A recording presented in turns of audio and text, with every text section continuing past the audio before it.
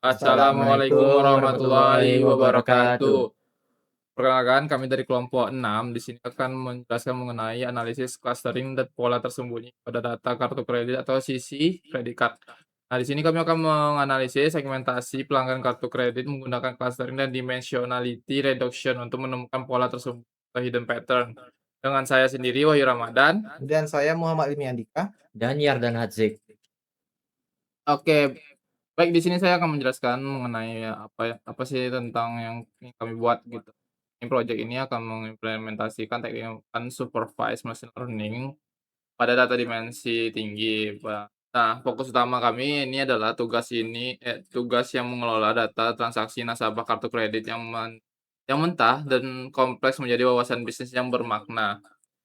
Nah, tujuan utamanya itu untuk mengsegmentasikan, tiap pelanggan atau tiap nasabah yang berkelompok dari 8.950 data nasabah dalam beberapa segmen berdasarkan kemiripan perilaku transaksinya, yaitu saldo, kemudian penarikan tunai, dan lain-lainnya. Nah, pola tersembunyinya itu mengidentifikasi karakteristik unik setiap kelompok yang tidak terlihat secara kasat mata. Nah, di sini kami bakal menggunakan visualisasi yang kompleks, mana mereduksi dimensi data 17 fitur jadi tampilan visual 2 dimensi, yang mudah dipahami menggunakan teknik PCA dan TSNE. Strategi bisnisnya itu memberikan it interpretasi berbasis data untuk membantu pengambilan keputusan bisnis perbankan, misalnya penentuan target promosi ataupun target, penaikan pada kartu kredit, kenaikan tingkat atasnya. Nah, di sini ada import library.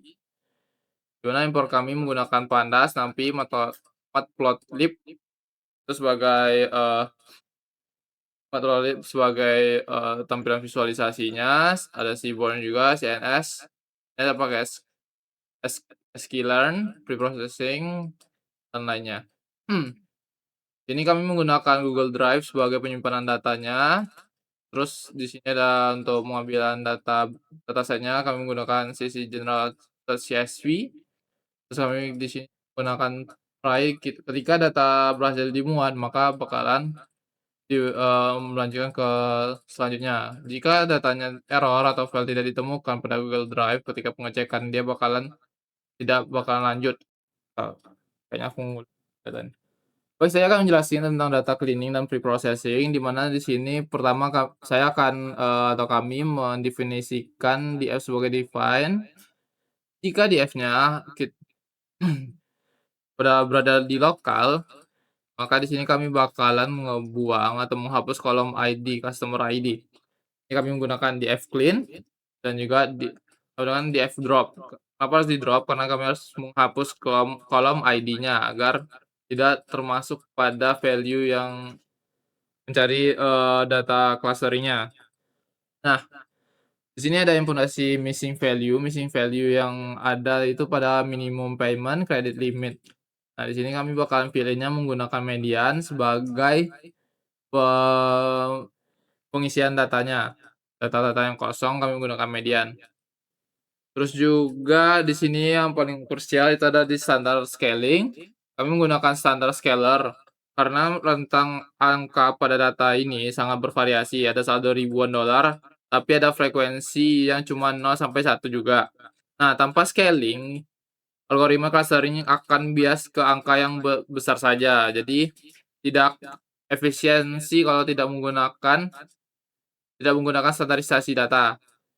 Maka di sini kita menggunakan scalar biar jumlah data yang ada kosong untuk, angka nominal saldo ataupun lainnya yang mirip itu bakalan tidak hanya berpatokan pada angka yang besar saja, tapi angka kecil juga.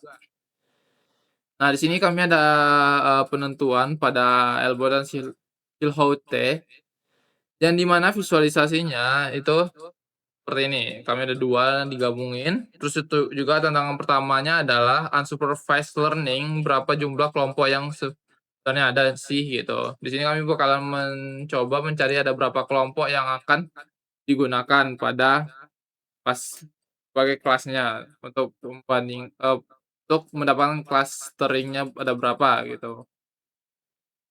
Nah, di sini untuk menjawab di sini kami menggunakan 2 matriks, yaitu ada di garis merah sebagai Hilhote skornya, yang mana mengukur beberapa terpisah antar klaster di angka 4 skornya cukup stabil. Pada angka 4 skornya cukup stabil, terus juga pada garis biru itu adalah elbow method. Nah, elbow ini sendiri untuk mengukur inersia atau error, kita bisa lihat garis menurun tajam pada mulai menandai pembentukan di angka Q 4. Ini kita bisa ngelihat pada Q 4 itu ada terjadinya penurunan yang sangat banyak. Nah, untuk selebihnya itu lurus saja sampai ke bawah, gitu. Sama juga padahal bagian jumlah klaster 4 juga ada penurunan yang signifikan di sini. Jadi oleh karena itu kami menggunakan statistiknya itu yaitu kernel 4 atau klaster 4 buah. Jadi bakal ada 4 kelas yang akan kami gunakan sebagai optimal dataset ini. Baik, selanjutnya akan dijelasin sama teman saya Hilmi Andika Putra. Baik, assalamualaikum warahmatullahi wabarakatuh. Selanjutnya saya di sini akan menjelaskan untuk bagian penerapan 4 modelnya. Di sini kami tidak hanya menggunakan satu algoritma untuk itu kami akan menggunakan 4 algoritma. Mana di sini algoritma pertama kami menggunakan K-means, kemudian ada hierarchical, kemudian DB-scan dan GMM. Yang pada sini itu kami ada kan coding-codingannya untuk masing-masing dari modelnya. Dan untuk hasil akhirnya ini adalah hasil dari perhitungannya, di mana itu pada K-means kan hasil 0,19 0,191 atau 0,2, kemudian hierarchical 0,8, dan ada DB-scan 0,6, kemudian GMM ada 0,1. Dapat dilihat pada hasil ini. Yang di mana itu pada hasil ini dapat dilihat untuk K-means dan hierarchical itu memiliki hasil yang paling bagus. Yang di mana hasilnya itu stabil, 0,2, di sekitar 0,2. Dan untuk DB-scan ini sayangnya dia tuh memiliki hasil yang kurang efektif, kurang bagus karena dia hasil sangat sekali, karena dia ini cenderung, gagal untuk mendeteksi hasil dari, satu kelompok besar noise. Dia kurang efektif untuk diterapkan pada model kami ini. Selanjutnya pada GMM ini untuk hasilnya kurang juga, jadi kami tidak pakai. Jadi dari hasil analisis pada bandingan model ini kami akan memakai K-means saja karena ini yang paling bagus, paling stabil dan paling terbaik. Dan selanjutnya itu untuk bagian dimensional reduction, yang di mana di sini dataset ini dia itu memiliki 17 dimensi, yang di mana itu akan sangat mustahil untuk dibaca, akan sangat sulit. Jadi di sini kami akan menggunakan dimensional reduction untuk lebih mudah untuk membacanya. Kami menggunakan 2 yaitu PCA plus TSNE. Pada hasil PCA di sini dapat dilihat itu dia menggunakan model linear. Yang tidak di mana dapat terlihat pada hasilnya itu klasternya itu masih wajar kan, dia masih menempel pada tengah-tengah. Yang di mana nanti untuk dilihatnya itu sangat wajar karena ini hanya melihat pada struktur globalnya saja. Dan selanjutnya itu ada kedua itu ISNE-nya. Dia ini menggunakan non linear, di mana pada hasil akhirnya ini pada visualisasinya dapat dilihat ini sudah berhasil untuk memisahkan masing-masing dari 4 kelompoknya ini. Mana dia menjadi 4 pulau bisa dibilang sebutannya lah. Yang di mana akan lebih mudah untuk membaca masing datanya ini. Dari visualisasinya ini dapat validasi bahwa klaster ini dibentuk kemis yang memang benar-benar memiliki karakteristik yang dia itu berbeda satu sama lain. Dan untuk selanjutnya itu akan dilanjutkan oleh rekan saya Yardan Hazik. Baik, assalamualaikum warahmatullahi wabarakatuh. Perkenalkan nama saya Yarna Hazik. Di sini saya akan melanjutkan pembahasan bagian feature importance yang mana menggunakan random forest. Nah, di sini terdapat dari visualisasinya. eh, Sebelum kita memberikan nama-nama dari klaster ini, kira-kira dari semua ini apa yang membedakan setiap klaster yang ada untuk penggunaan fitur importance. Nah, penggunaan fitur importance ini terdapat algoritma random forest, yang mana ditemukan 3 fitur penentuan utamanya, yaitu adalah ada purchase, cash, dan balance. Yang mana kalau purchase itu, digunakan untuk menghitung seberapa banyak, para para pembelanjaan itu, berbelanja. Nah, lalu untuk yang balance itu seberapa seberapa banyak saldo hutang para pembelanjaan itu tersebut. Lalu untuk yang cash, advance itu untuk, apakah kalau mereka itu menarik uang tunainya atau tidak. Nah, dari ketiga fitur ini dapat dijadikan kelompok kunci identitas dari setiap-setiap kelompok yang ada. Nah, lalu lanjut untuk yang profiling, atau interpretasi akhir, karena kalau ini terdapat hasil akhir yang menganalisiskan pola-pola yang tersembunyi. Nah, dari sini kita akan membedahkan apa saja yang ada di heatmap ini. Lalu untuk dari warna biru ini itu artinya bahwa, dari karakteristik heatmap ini, nilainya memiliki nilai tinggi.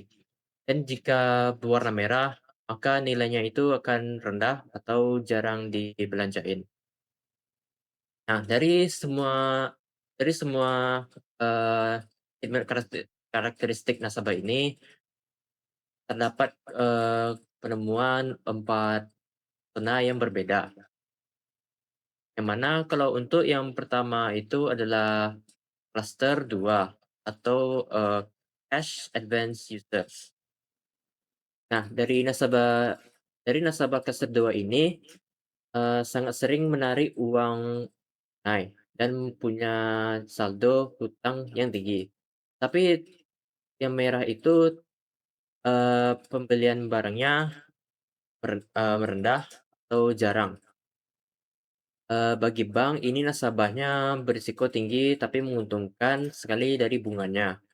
Lanjut untuk yang cluster cluster 2-nya itu, cluster 1 atau the big spenders, bahwasannya kalau pembelian ini sangat, memiliki value yang sangat tinggi, yang mana itu menunjukkan warna biru pekat. Dan dari limit kredit mereka itu juga paling tinggi. Eee, dari nasabah ini adalah, nasabah VIP yang menggunakan kartu untuk gaya hidup dan transaksi yang besar. Lalu untuk yang ketiga adalah cluster 3, itu adalah, regular spenders atau revolvers. Pada warna biru mereka ini adalah, menunjukkan bahwa itu nasabah balance, tapi pembeliannya itu sedang-sedang saja. Ini tipe nasabahnya yang belanja kebutuhan sehari-hari, lalu dicicilkan tagihannya ke revolving credit. Lalu keempat itu adalah cluster 0, itu inactive atau low activity. Nah, bahwasannya kalau ini hampir semua kotak berwarna merah atau pudar. Ini adalah kelompok nasabah yang jarang, menggunakan kartu kreditnya. Dari kesimpulan untuk kesimpulan proyek ini, berhasil membuktikan bahwa, dengan unsupervised learning, kita bisa mengubah data transaksi mentah menjadi wawasan strategi bisnis. Bank sekarang bisa targetkan klaster 1 untuk program reward merah dan mengawasikan, klaster 2 untuk risiko gagal bayar. Baiklah, sekian dari kelompok kami. Jika ada pembahasan dan penjelasan yang salah, mohon dimaafkan. Sekian dari saya. Assalamualaikum warahmatullahi wabarakatuh.